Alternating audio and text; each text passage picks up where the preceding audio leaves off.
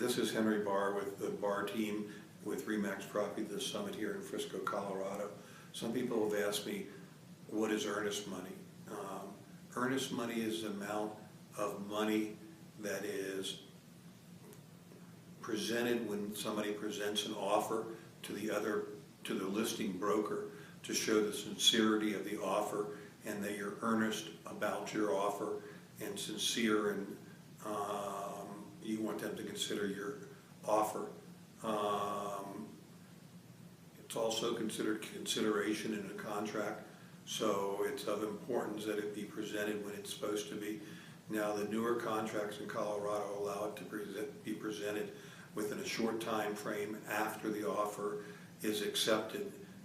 That's new in the last 5 years or so, but it is acceptable as long as you write in the contract when it's due. Earnest money varies in amount and theories. Earnest money is definitely, usually what we see here is probably 1 to 2% of the purchase price of earnest money. It can vary though, and what the seller is willing to accept in earnest money is what really decides, and what the buyer is willing to pay it really decides how much earnest money is. But check with your local broker on the property you're buying and how much the earnest money is expected from what the listing agent has said in their listing contract. So key question comes up on whether earnest money is refundable or not.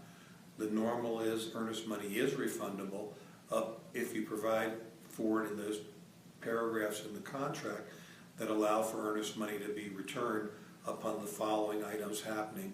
Normally it's happening with the buyer has a right of inspection during their due diligence on 5 or 6 key items, and if the buyer objects during that time frame and terminates the contract, they earn within their legal right to terminate their contract, then earnest money is refundable. So that's the norm. There are a lot of exceptions to that, but that's the norm.